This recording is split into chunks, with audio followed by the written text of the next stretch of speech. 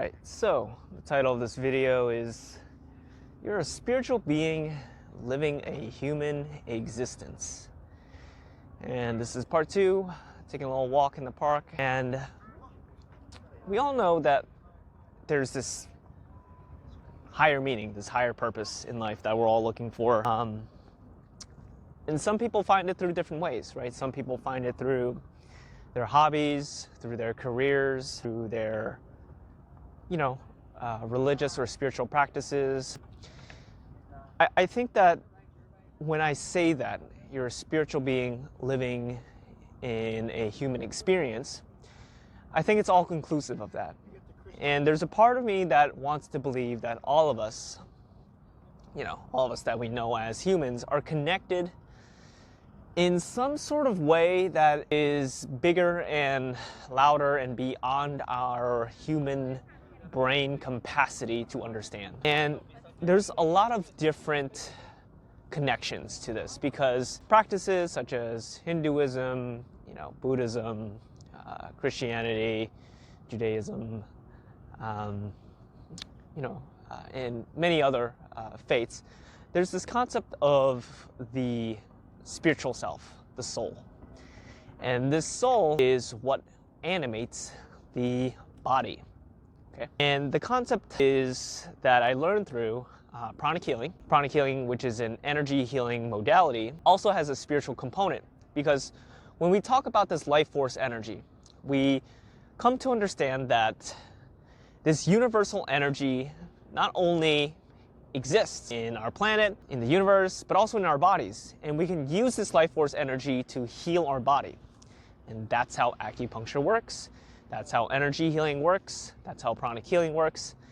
The other flip side to that is the spiritual component, right? And the soul tends to be the centerpiece of the conversation. And the way that I like to describe it, and the way that I've learned, is think of the soul like riding a wagon, okay? In this reality, in this framework, there are 3 horses, okay? The first horse is the physical body, all right? So the soul is the mover of the body. Basically, I'm walking right now, I'm moving my legs, moving my arms, holding this tripod up, as well as it's also the feeler of your emotions and the thinker of your thoughts. So physical body, emotions, and thoughts. So those are the 3 horses, okay? So the soul uses these 3 horses to navigate in this physical world, right? To move around in this physical world. Because we understand, and if this is new to you, the soul is made of pure energy, okay, with consciousness. Pure energy with consciousness. And it requires a physical body, an emotional body, and a mental body to, again, move throughout this world, feel the emotions that come with it, and to think and process thoughts to help it make sense of the world, okay? So this is the foundation, at least from my understanding, on why we're here, okay, and how we're here, I should say. The why becomes a little bit more deeper because we understand there's cause and effect in this universe, right?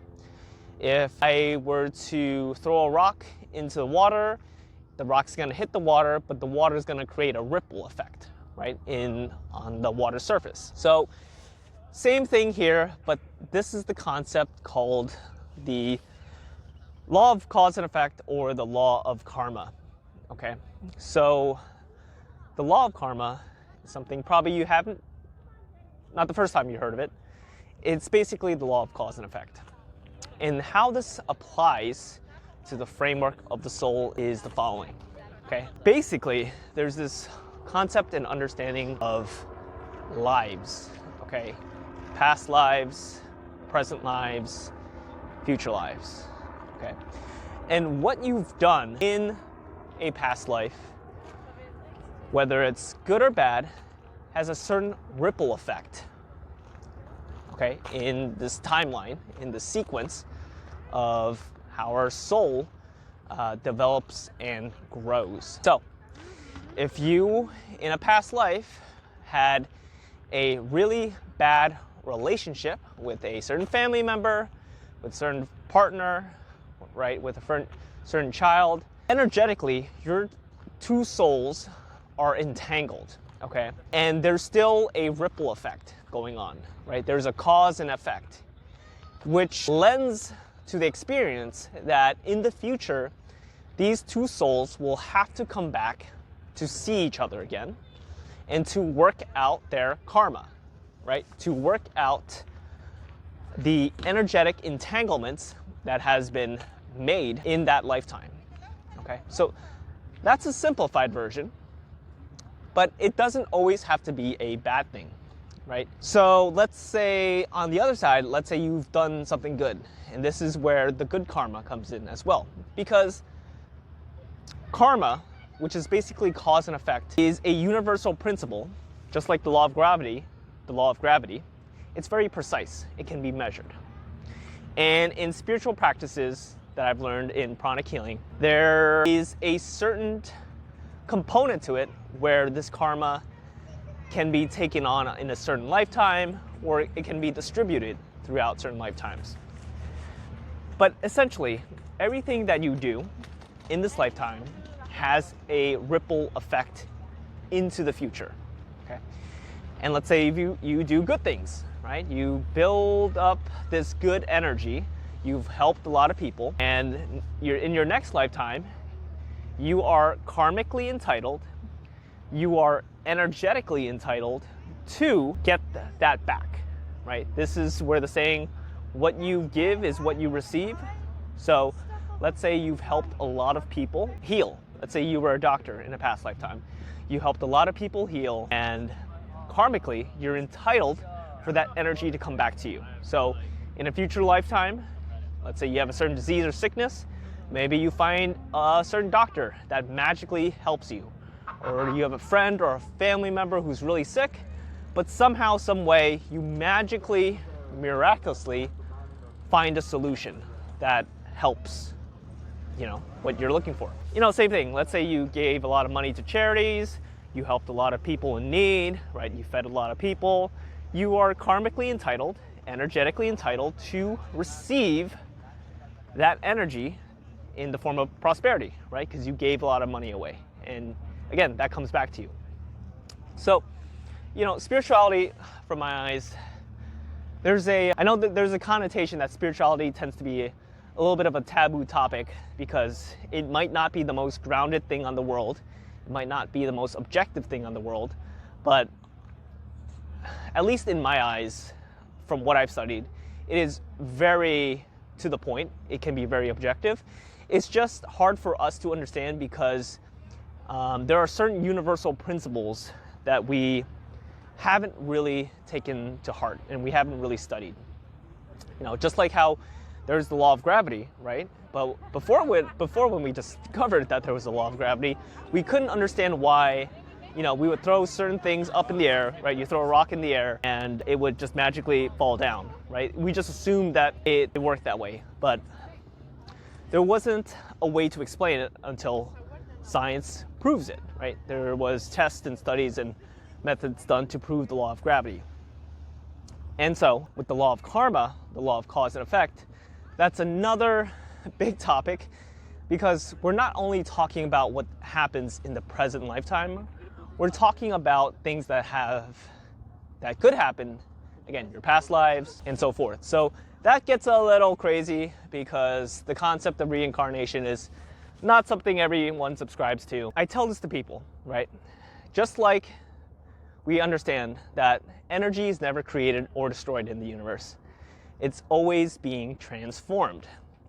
And same thing, this applies to what we're doing now, what we're talking about now, which is this universal life force energy, right? This cause and effect, which is this law of karma, right? What you give to the world is what you receive. And based on that, you can kind of start to understand, okay, that might not be the most craziest thing in the world to understand, hey, maybe I did something in a past life that karmically I have to take on these certain hardships because I did a lot of bad to other people, or I did a lot of good to people, and energetically, karmically, I'm entitled for that to come back to me. And maybe you are in a situation that you were better than last time.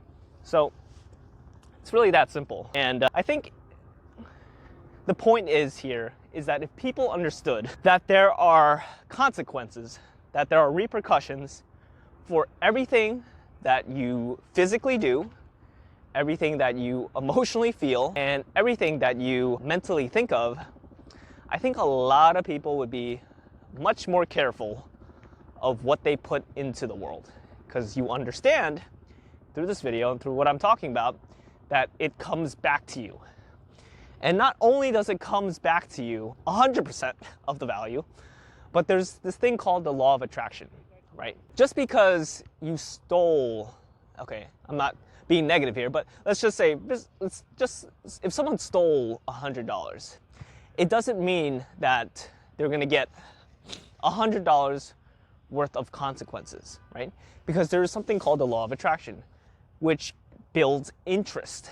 It builds interest on the action, because nothing is ever not moving. The universe is always moving. Energy is always flowing. Nothing is ever staying still. So when you put something into motion, that carries momentum. So if you steal $100, there's interest. And that interest also has to be paid to it as well. So you can kind of get the idea now, right? So that's why through my spiritual teacher, Master Choa Koksui, and the teachings in pranic healing, one of the first things we learn is loving kindness and non-injury. And this is one of the first and most important virtues we learn. We learn it because of this law of karma, the law of cause and effect. Because what we're doing with energy healing is literally like white magic, right? You are using your intention, using your thoughts, using your actions for good, right? Which comes back to you with interest, right? So that's a good thing.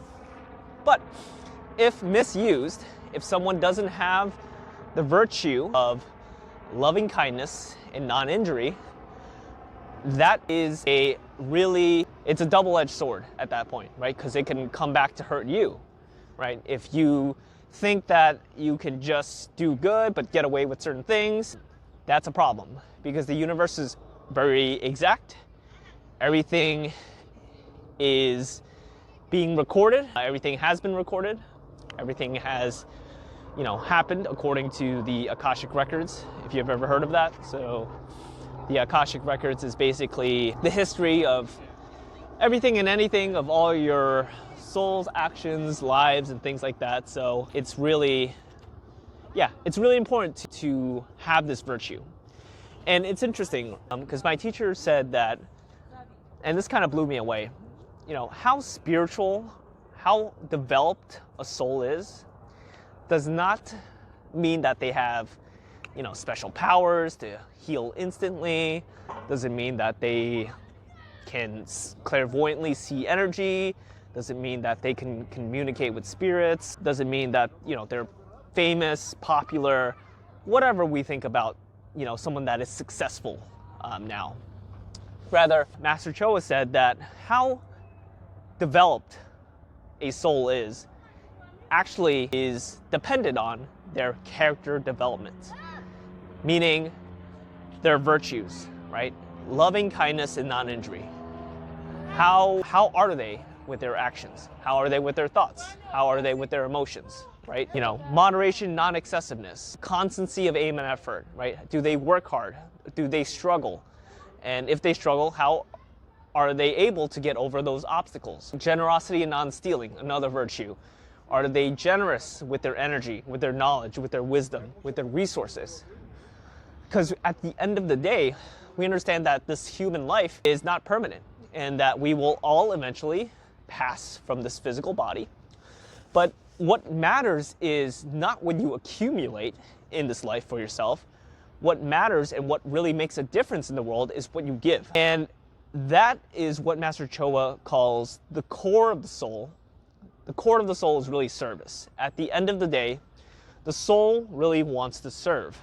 But it tries to do this when you're here in the physical body. It's a lot harder to do because you have all these responsibilities of life, paying bills, being in the physical world. You have certain limitations. You have certain karmic obligations with your family members, with friends, with kids. So for most people, for 99% of people, their first priority is not thinking about how can I help this other soul grow and develop, right? Because they've got, we've got so many other responsibilities that we have to take care of. So part of why this is different now is because, a lot of people used to think spirituality, you have to go up and be in the mountains, right?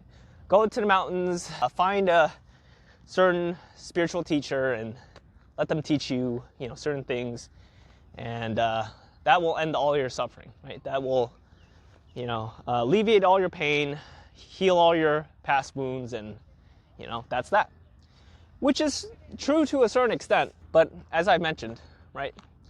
The soul is continuously growing and developing. And this is another amazing thing that I've learned from Master Cho is that you can be spiritual as well while working a 9-to-5 job, right? And he said that the saints, the modern saints of the world, will be developed and grown in cities like that one over there, rather than in the mountains of the Himalayas, for example. And this is because when you are entrenched in society, when you are dealing with so many responsibilities that you have, but also coming into tests, right? Tests of being with other people, testing your loving kindness, because a lot of people can be, not emotionally intelligent or loving or forgiving. That tests your own character. That tests your own virtues. So, and that's where development happens, right? You don't need to have the perfect situation to be the best person you can be, to grow and develop in a way that you think is best for yourself. Because as we know, there's a higher plan to all this craziness in the world. And at a certain point, you just kind of have to trust it. At a certain point, you just kind of have to go with the flow and trust that you are on the right timeline. You are right where you need to be. And certain things will come up that will test you to see if you're ready for the next level. Part of life, part of this spiritual journey, as they say, the destination is not the goal, it's about the journey. And it's who you become in the process that is the goal, not the outcomes, not what you have, it's who you are. And that is something that is so, so important because, as you know, a lot of people might get the job that they want, have the car that they want, have the career that they want, but something still deep inside of them, they're missing. There's something there that they don't have. And this is why spirituality is so universal, because we're talking about the soul. We're talking about your purpose, right? And sometimes the soul guides you to certain places, certain people, certain events that will help you get jump-started on this path, okay? And trust that if you're watching this video, you're on that path. If you're listening to this, you are right where you need to be, okay? And trust that everything will work out in divine timing. But in order to help the universe help you, right? You want to be clear about certain things, and you want to work on the things that you've been struggling with. Certain things that you're afraid of, certain things you're anxious of, because everything that you want is on the other side of fear. And as long as you put one foot in front of the other, you will eventually make it, right? So that's all for today. Again, we're spiritual beings living this finite, temporary human existence. And I just want everyone to know that it's so important to not get caught up in the day-to-day chaos and the day-to-day anxieties of, your friends and families and responsibilities and what don't you have and why can't you have it.